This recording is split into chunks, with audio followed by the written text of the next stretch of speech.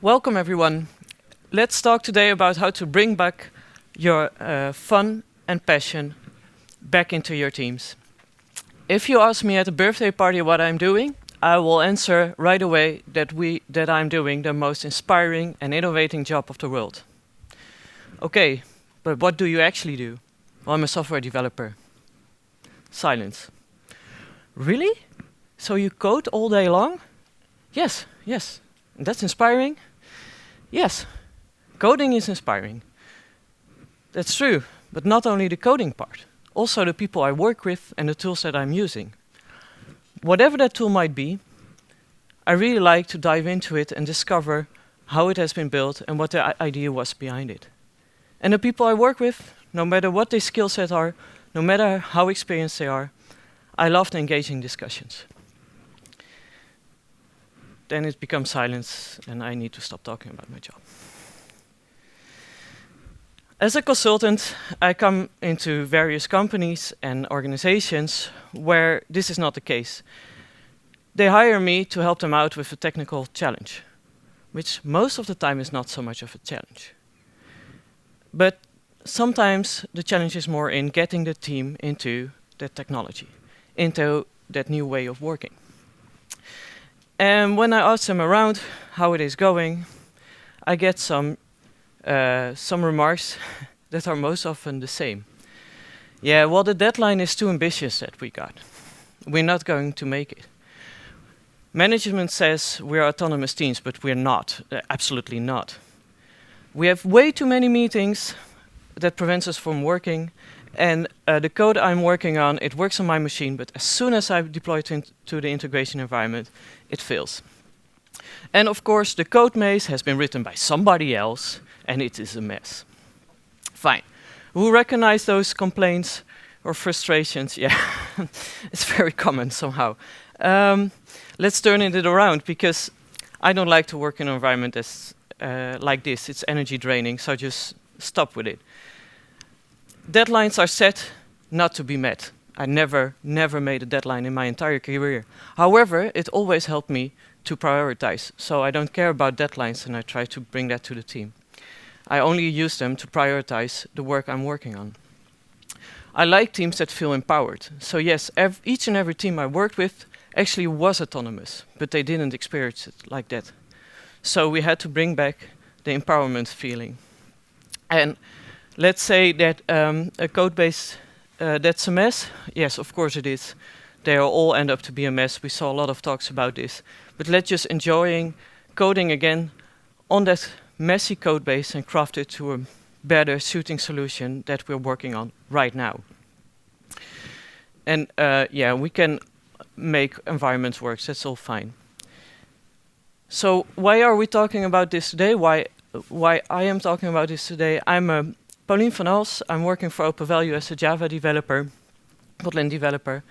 And I'm also publicly speaking sometimes. However, it has been 4 years. And guys, you're the first one I'm talking to since 4 years, because in between I was raising 2 kids, actually.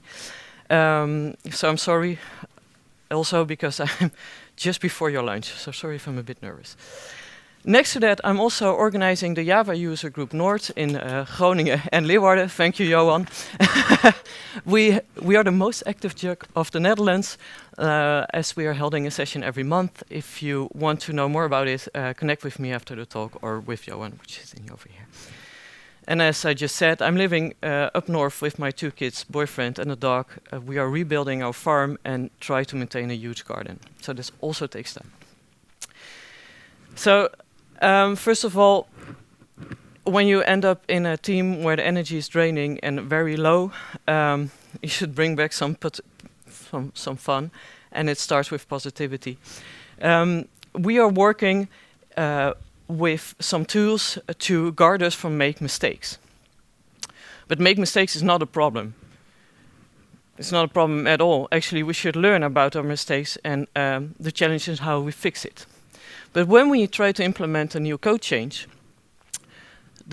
we are working it, we are tailoring it, and then we submit it to the rest of our team, and we seek for approval. Everyone is submitting their pull request in a Slack channel or a Teams channel and saying, can someone please approve my pull request? The please and approve, I don't like it.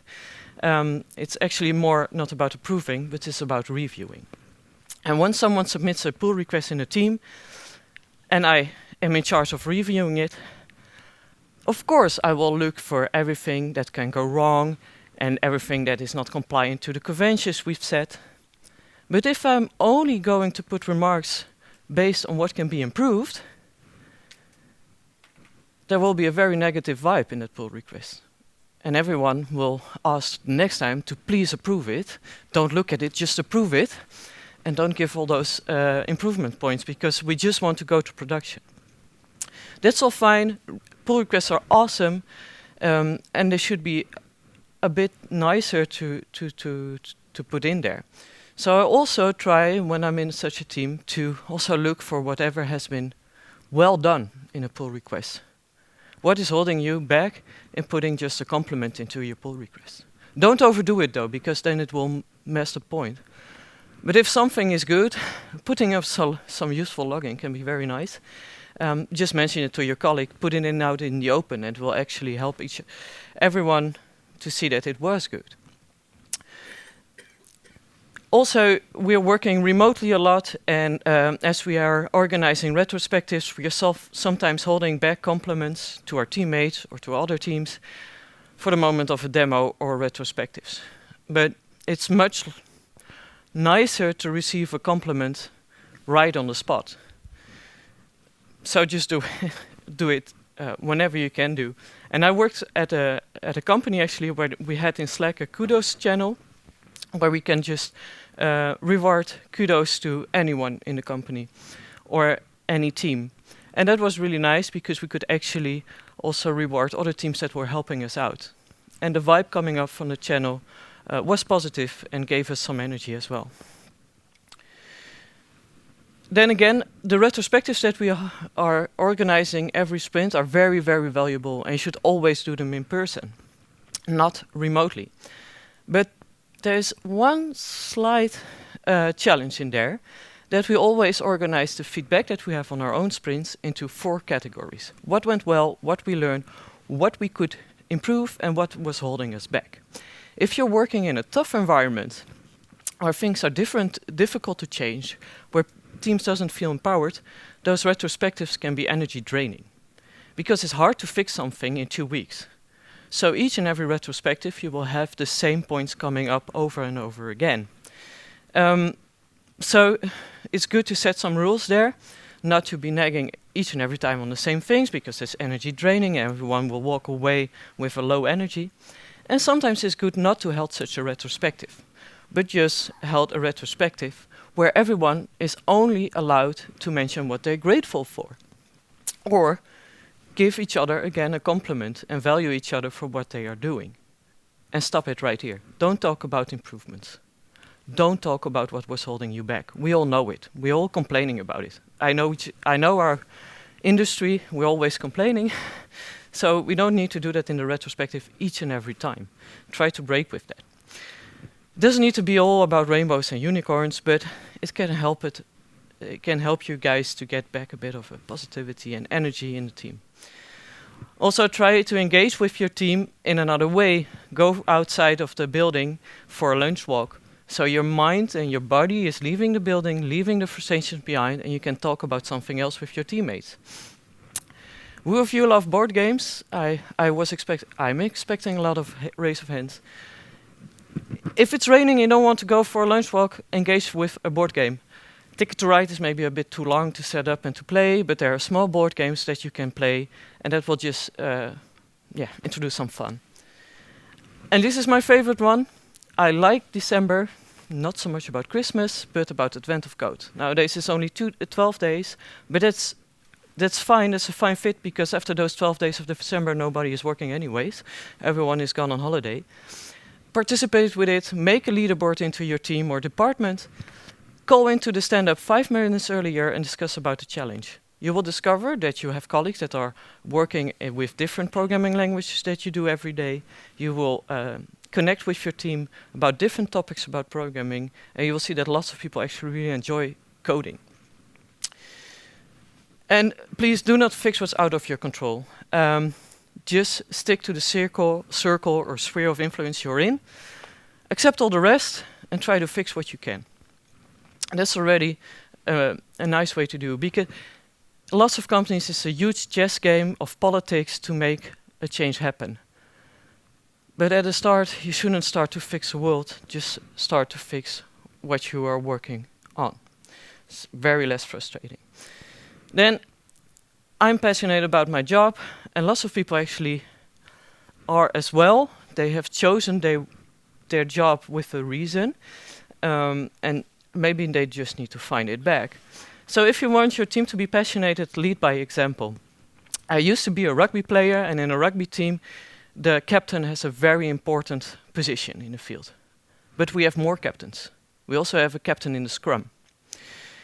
And that means that the analogy that I want to do here, you don't need to be a tech lead to lead.